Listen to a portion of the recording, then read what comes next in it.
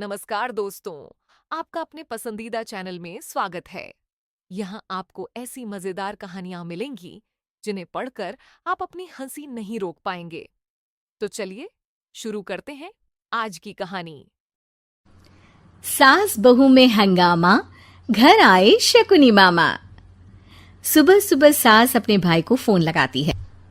Hello, अरे किधर है तू? बहन की कोई खबर नहीं लेगा? यहाँ मेरी सारी सत्ता लूट रही है धीरे धीरे करके। अरे क्या हुआ दीदी, सुबह सुबह ये रुदाली क्यों शुरू कर दी? ऐसा क्या पहाड़ा टूटा है? अरे तेरे धर्मराज ससुर ने तिजोरी की चाबी बहू को दे दी है। पैसों का हिसाब भी उसी के पास रहता है। सिर्फ तिजोरी की ही नहीं, बेटे की चाबी भी उसी के पास है। अब उसी की बात सुनता है। अरे जल्दी से आ जाना, वरना तेरी बहन कंगाल हो जाएगी भाई। अरे बहन श्री, रहो टेंशन फ्री। आ रहा हूँ मैं, तेरी बहू का पासा पलटने। अगले ही दिन मामा घर में आ टपकते हैं। अरे मामा जी, पाए लागू। बहू, पाँव छू के पैरों के नीचे की जमीन खींचना तो कोई तुमसे सीखे। हाँ, क्या मतलब मामा जी? अरे तुमने अपनी सास के पाँव छुए और पूरे घर की सत्ता हड़प ली। साले हैं? साहब, साले साहब कब आया? आ तो 40 साल पहले गया था।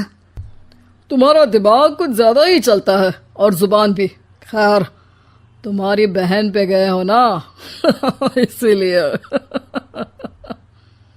जीजाजी, आप काफी मजाकिया हो गए। वैसे बहू ने घर की सत्ता हड़पी नहीं है, उसको दी गई है। वो गुणी है, समझदार है और उत्साही भी है। एक किताब भी लिख दीजिए ना अपनी बहू की तारीफ में जीजाजी। तभी सास वहां आ जाती है।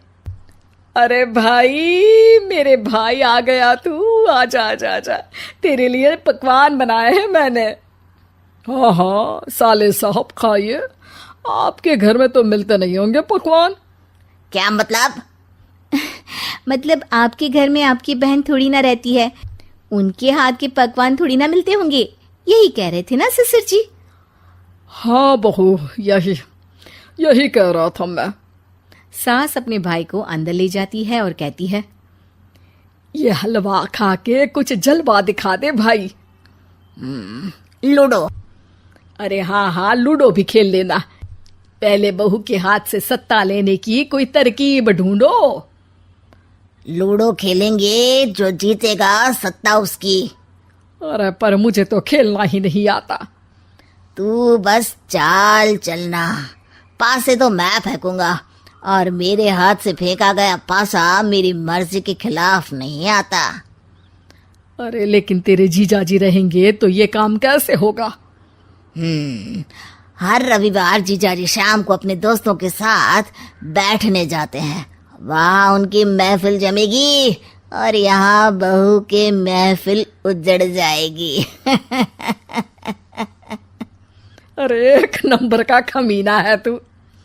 जैसी दुनिया वैसे हम बहना। रविवार की रात सास, बहू, बेटा और सास का भाई एक साथ बैठे हुए होते हैं। अरे थोड़ा मनोरंजन हो जाए तो मजा आ जाए। हाँ हाँ, लूडो खेलते हैं।